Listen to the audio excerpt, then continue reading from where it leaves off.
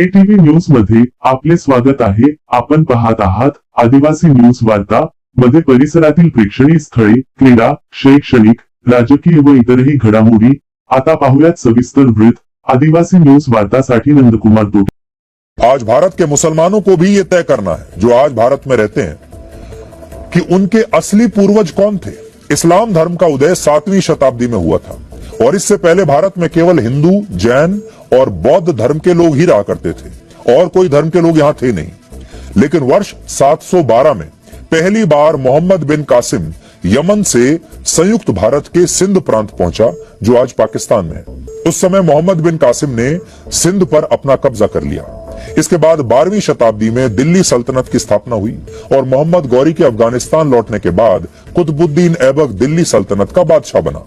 ऐबक का जन्म मध्य एशिया में तुर्की भाषा बोलने वाले एक परिवार में हुआ था, इसलिए भारत के कुछ मुसलमान खुद को शायद ऐबक का वंशज मानते होंगे। हालांकि इसके बाद दिल्ली में वर्ष 1290 में खिलजी वंश की स्थापना हुई। एक और वंश आया, खिलजी वंश, और जलालुद्दीन खिलजी के बाद अलाउद्दीन खिलजी दिल्ली का शासक बना।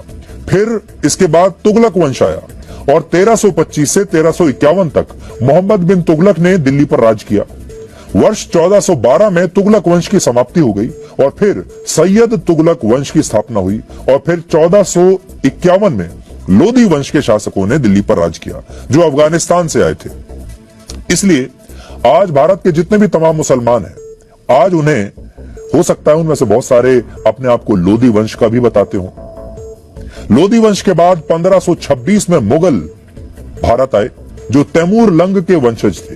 तैमूर लंग मध्य एशिया का एक बड़ा मुस्लिम शासक था। मुगल काल बाबर की ताजपोशी के साथ शुरू हुआ था और उसके बाद बाबर का पुत्र हुमायूं दूसरा मुगल बादशाह बना। हुमायूं के बाद अकबर, जहांगीर, शाहजहां और औरंगजेब का शासन आया। औरंगजेब के बारे में तो आजकल आप बहुत सुन ही रहे हैं और हमारे देश में बहुत सारे मुसलमान ऐसे हैं जो औरंगजेब को ही अपना पूर्वज मानते हैं। बहादुर शाह जफर आखिरी मुगल बादशाह थे और कुछ मुसलमान हो सकता है उन्हें भी अपना पूर्वज बताते होंगे।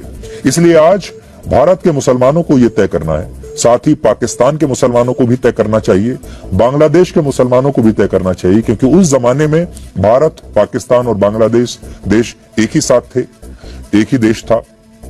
इन सबको आज यह तय करना चाहिए कि इनके असली वंशज कौन है, लोधी हैं कि मुगल्स हैं कि और कोई है।